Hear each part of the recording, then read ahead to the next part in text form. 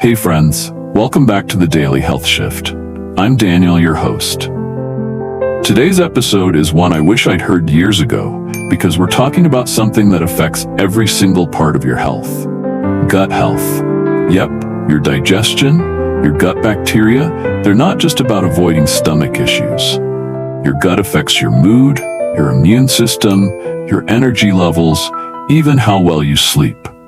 Today we're going deep into gut health basics, why it matters, what's hurting your gut, and most importantly, simple steps you can take starting today to support better digestion and better overall health. Let's start from the top. Why does gut health matter so much? First off, your gut isn't just one organ, it's an entire ecosystem. Trillions of bacteria live in your digestive tract. Scientists call this your microbiome.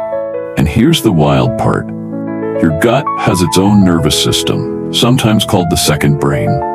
Imagine walking through a dense forest. Every plant, every animal, every fungus in that ecosystem plays a role. Your gut is similar. There are good bacteria that help you digest food, bad bacteria that can cause inflammation, and neutral ones just existing. When that balance is right, everything works smoothly. But when it's off, it's like throwing trash into a forest. Over time, the whole system degrades. I learned about this a few years back when I was struggling with constant bloating, fatigue, skin breakouts, and mood swings. Turns out, it wasn't just bad luck. My gut was out of balance. I had what's called dysbiosis, too many bad bacteria, not enough good ones. And once I started focusing on fixing that, everything changed. Here's what the gut does. Breaks down food into usable nutrients, regulates hormones, produces neurotransmitters like serotonin, your feel-good chemical, communicates with your immune system. To put it simply, your gut is the control center for everything else in your body. Now let's dig deeper. Did you know that about 70% of your immune system lives in your gut lining? It's called GALT, gut-associated lymphoid tissue. This is your body's first line of defense. When your gut is healthy, it protects you from infections, allergens, and even cancer cells. When it's unhealthy, the barrier weakens. That's when things like leaky gut happen. Tiny holes in the gut lining allow toxins and undigested food particles into your bloodstream, triggering inflammation. That's not some fringe idea. It's backed by real science. Researchers from Harvard, Stanford, all the big names have done studies showing links between gut health and chronic conditions like autoimmune diseases, like Crohn's, rheumatoid arthritis, obesity, depression and anxiety, Alzheimer's and dementia. The gut-brain connection is especially fascinating. Your gut produces about 90% of your body's serotonin. That's more than your brain does. So if your gut is off, your mood is off. I remember once after a week of eating poorly, lots of takeout, sugary snacks, not enough fiber, I felt noticeably more anxious and sluggish. It wasn't in my head, it was in my gut. Let me share a quick story. A friend of mine, Sarah, used to struggle with terrible skin issues. She tried every cream, every dermatologist. Nothing worked until she focused on gut health. Once she changed her diet, added probiotics and prebiotics, her skin cleared up within weeks. That's the gut-skin axis in action. The same applies to energy levels. Another friend, Mike, couldn't figure out why he felt exhausted all the time, even with 8 hours of sleep. Turned out, his gut bacteria were out of balance, affecting how he processed nutrients. Fixing that brought his energy back. So when I say gut health is foundational, I really mean it. It touches every part of your life. Now let's go even broader. Throughout history, traditional medicine systems have focused on digestion as central to health. Ayurvedic medicine, traditional Chinese medicine, both say the same thing modern science is now confirming. When your gut works, you thrive. When it doesn't, everything else breaks down. One more layer, genetic research. Scientists now study what's called nutrigenomics, how your genes interact with your diet and gut health. Some people have genetic predispositions to gut issues, like lactose intolerance or gluten sensitivity. But even if you don't, Maintaining a diverse, balanced microbiome protects against hidden risks. You might be wondering, how do I even start knowing what's going on in my gut? There are gut microbiome tests now. Send in a stool sample, get a breakdown of your bacteria. But even without that, your body gives you signals. Energy, mood, skin, sleep, immunity, digestion. When these are off, it's often a gut clue. So let's recap this part. Your gut is an ecosystem that affects digestion, immunity, mood, skin, energy, and long-term health. Modern life disrupts that balance with processed food, stress, medications, and sedentary habits. Paying attention to your gut today is an investment in your future self. In the next section, we'll get into the signs your gut needs help and how to recognize those clues before things get serious. So how do you know if your gut is struggling? For me, the first clues were things like constant bloating after meals, fatigue even after sleeping 8 hours, skin breakouts that wouldn't clear up, and mood swings, especially irritability and anxiety. At first, I didn't connect these symptoms to my gut. I thought it was just stress, or maybe I wasn't sleeping enough, or it was just how my body worked. But then I started paying closer attention. One morning, I ate a bagel and a protein bar, quick breakfast, nothing unusual. But within an hour I felt sluggish, foggy-headed, and bloated. That's when it clicked. My body was giving me signals. Other signs include food intolerances. Maybe you notice dairy or gluten mess you up more than they used to. Or unexplained weight changes, either gaining or losing, without a clear reason. Frequent colds or illnesses too. If your immune system seems off, it could be starting in your gut. And here's a big one: trouble focusing or memory problems. What researchers call brain fog. One listener wrote in a while ago sharing her story. Daniel, I always thought my anxiety was just mental, but after cutting back on processed foods and focusing on gut health, I felt calmer and more clear-headed. My brain fog lifted in ways I didn't even know were possible. That's the gut-brain axis in action. Here's why this connection is so powerful. Your gut and brain talk to each other through something called the vagus nerve. It's like a direct communication line. And when your gut bacteria are out of balance, that line gets noisy. You feel it as stress, anxiety, irritability, or just feeling off. There are even studies showing links between gut health and depression. One study from 2023 tracked over 1,000 people and found that those with diverse, balanced gut bacteria had lower rates of mood disorders. And it wasn't about taking antidepressants, it was about food and lifestyle. Now let's talk about some signs that show up in less obvious ways. Skin issues are huge. Acne, eczema, rosacea, these can all be gut-related. Think of your skin as a mirror for your internal health. When inflammation is brewing inside, it shows up on the outside. Energy crashes are another clue. You might feel fine after coffee, but by 2 or 3 p.m., you hit a wall. Or you wake up already feeling tired. That's often about poor nutrient absorption. Your gut isn't pulling the fuel it needs from your food. Sleep problems can connect too. If your gut bacteria are out of sync, it messes with melatonin production. That's the hormone that regulates your sleep cycle. I used to think I was just a bad sleeper, but fixing my gut improved my sleep quality dramatically. And then there's immunity. If you catch every cold, if allergies seem worse than they should, if recovery from workouts or illnesses takes longer, look at your gut. Remember, 70% of your immune system lives there. One of the wildest things I learned was about stool patterns. Yeah, we're going there. Frequency, consistency, color, all give clues about gut health. Regular, easy-to-pass movements once or twice a day, that's what you want. Anything less or more often or extreme changes could mean imbalance. So when people say, I think my gut is off, it's not just about stomach aches. It's about your whole life experience. Mood, energy, skin, focus, sleep, immunity, it's all connected. Here's what I recommend. Start tracking your own patterns. Keep a little health journal. Write down what you eat, how you feel after meals, your mood, energy, sleep, digestion. You'll start to see trends. I did this for 2 weeks, and it opened my eyes to patterns I'd never noticed before. And remember, symptoms don't always show up overnight. Gut health is a long game. The habits that hurt your gut take time to show their effects, and the habits that help it take time to heal. Next, we're going to dive into the most common gut health mistakes people make. Things I see all the time as a coach and content creator, and mistakes I made myself before I knew better. Before we get into solutions, let's talk honestly about what might be hurting your gut right now.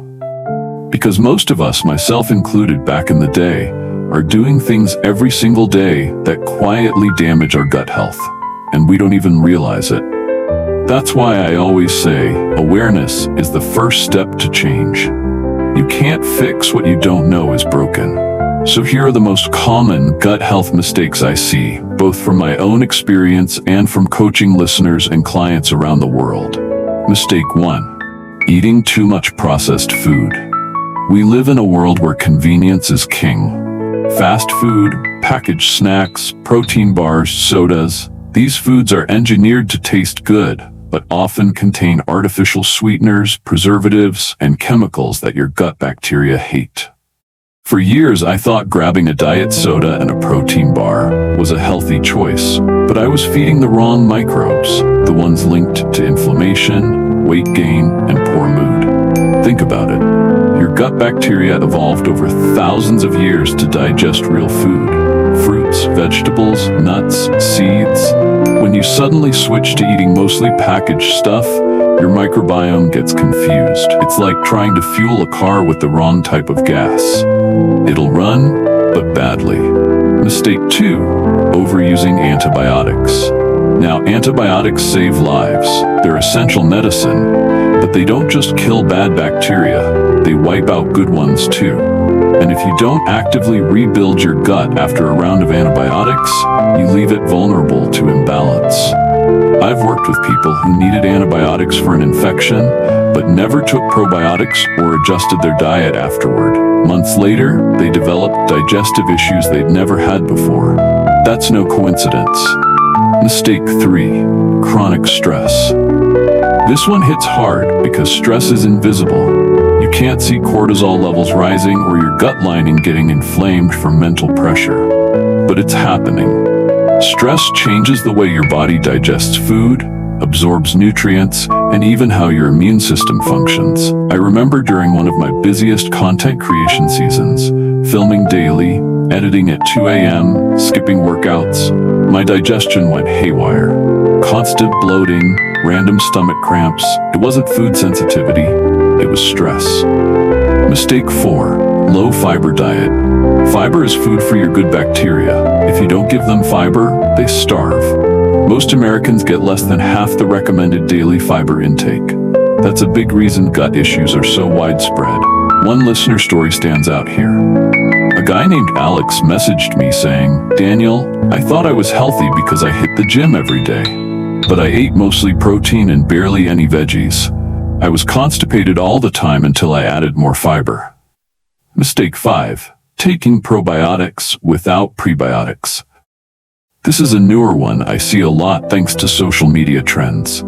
People buy expensive probiotic supplements but forget about prebiotics, the fiber that feeds those bacteria. Without prebiotics, probiotics pass right through without sticking around.